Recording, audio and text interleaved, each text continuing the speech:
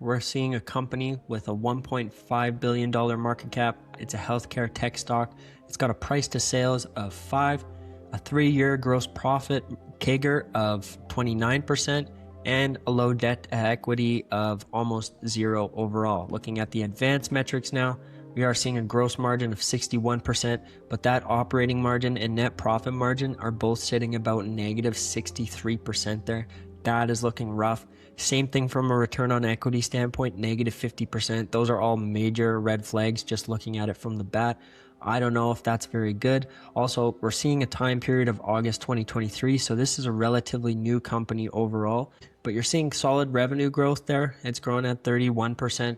The net margin is negative 46 points, but we are seeing some positivity in their shareholder equity growth of about 41%. So it's a mixed bag. You're seeing, for an early stage company, decent growth in revenue as well as their shareholder equity, but from that profitability standpoint, things look kind of rough.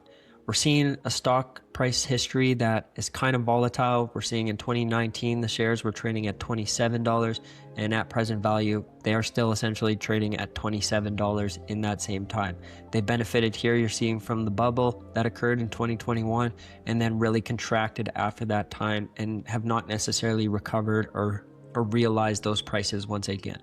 But more than anything, it's still important to look at the financial statements, see if the story is changing, improving, or if this is a business that we should avoid. We are looking at a business that is still in the early stages. It likely began in just a few years before 2021 here, but looking at this business, we're seeing revenue of about $150 million in 2021. This has grown to $281 million as of 2023, so that's pretty solid growth in that time. They've almost doubled their money in a 2-year period. Got to be happy with that. Now, at the same time, their total operating expenses have actually accelerated quite substantially. They grew from $174 million in 2021 and have grown up to $458 million as of the most present year. Seems like their business model, it's actually becoming more expensive the higher they scale. They haven't necessarily found a way to operate efficiently there, and you're seeing that translated lastly here, where in 2021 they had a $27 million loss, and this has grown up to $176 million. In 2021 they had operating cash flow of $3 million.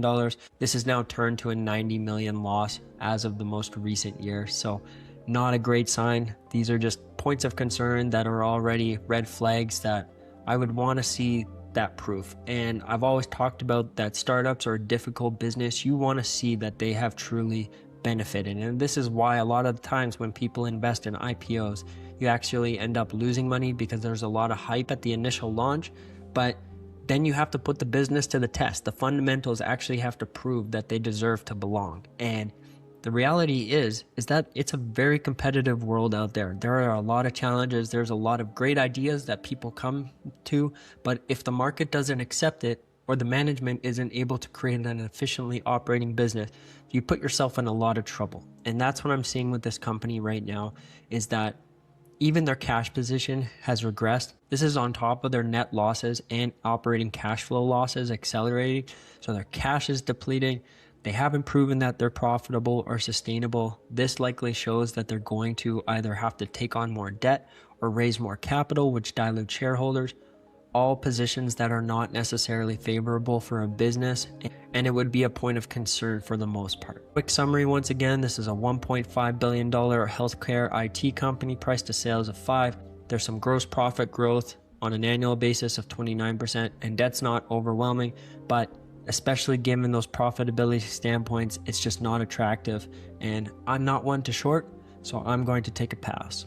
And so even with the regression from the 2020 bubble popping, you are seeing that the stock fell another 57% in that time. On an annual basis, you would lose 28%.